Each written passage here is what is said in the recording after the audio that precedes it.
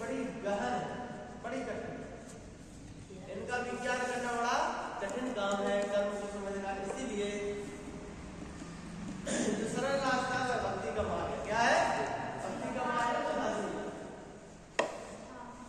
भगवान की कथा इस प्रकार से लिखी गई है जिसमें वेदांत गुरुकुल है, जो वेदों ने बात कही है, जो उपनिषदों ने बात कही है, वही बात भागवत जी में लिखी है। तो क्या कहना चाहते हैं उस मूल बात को समझ लो। ठीक है, देखिए जैसे बच्चा छोटा बच्चा है, नाच गाना देखते देखते नाच गाना में रुचि बढ़ती है, पढ़ाई करते करते पढ़ाई में रुचि बढ़ती है कि नहीं? इसी प्रकार से भक्ति करते करते भक्ति में रुचि बढ़ती है। तो सप्ताह श्रवण से जो कर्म है वो क्षीण हो जाता है, क्षीण हो जाते हैं, विनाश हो जाते हैं। हाँ, और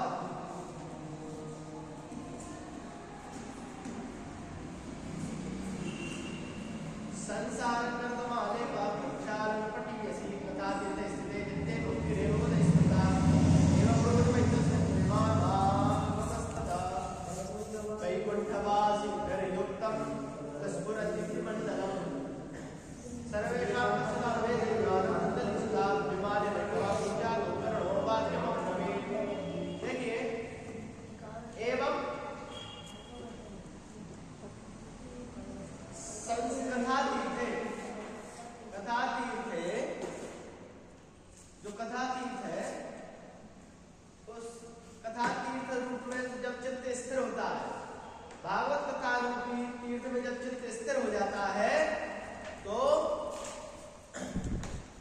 मुक्ति रेव उपदेश होता है। तो क्या हो जाता है? मुक्ति हो जाती है।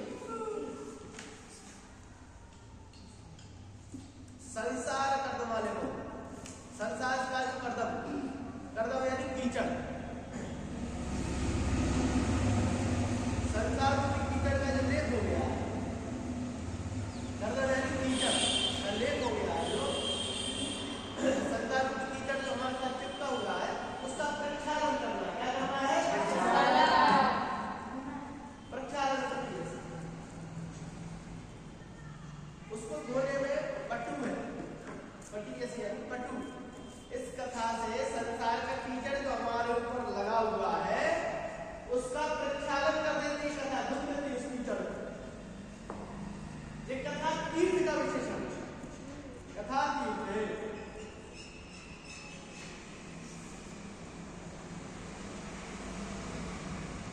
पट्टी ऐसे संसार के कदम का जो है उसका जो कदम का प्रक्षालन करने में जो पट्टी ऐसी है, पट्टी क्या है? ऐसा जो कथा तीर्थ, उस कथा तीर्थ में चित्ते स्थित, उस कथा तीर्थ में हमें अपने चित्त को क्या कर लेना चाहिए? स्थित यानी स्थित कर लेना चाहिए। चित्त के स्थित हो जाने पर मुक्ति ये उपदेश होता है। विद्वानों ने, बुधई यानी विद्वानों ने, अगर कथा में चित्त स्थिर